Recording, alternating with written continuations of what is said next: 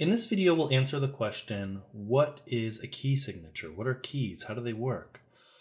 Well, imagine that I have some music. I'm going to use a treble clef for this. And imagine that in this piece of music, I use the same small collection of notes. Now, there are 12 possible notes on a piano, right? You could have C, C sharp, D, D sharp, etc.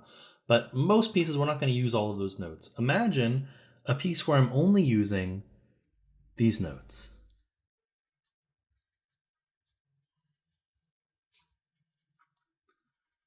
And what I mean by that is every time I have some kind of F, let me make my sharp really on that F line, do a little bit better there. Every time I have my F, it's going to be an F sharp. It doesn't matter if it's down here, it's still an F sharp, or even if it's all the way down here, still an F sharp. Every time I've got an F, it's an F sharp. Every time I have a G, it's a G natural. Every time I have an A, it's an A natural. This is a pretty typical thing that you would see in something like Western music. We would have just this one collection of notes. But if I were to use this collection of notes, you could imagine if I were writing this piece of music, every single time I write an F, I'm going to have to write this sharp. So in order to save myself from doing that all the time, I'm going to make what's called a key signature, and it looks like this. I just put a sharp on the F line at the very beginning of the piece, and that tells me that every time I have an F, no matter where it is, it's automatically made into sharp. So I could erase all of these other sharps that I just made.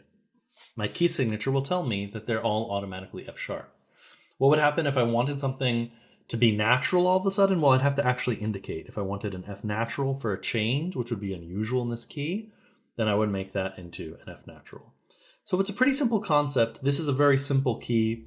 We might see more complicated keys, like instead of just one sharp, maybe I'll have, I don't know, 1, 2, 3, 4, maybe 4 sharps, right? I could have more sharps, I could have flat keys.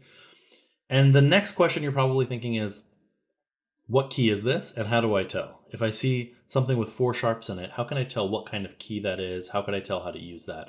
And so I'm going to break this down into 2 separate videos because flats and sharps work in different ways.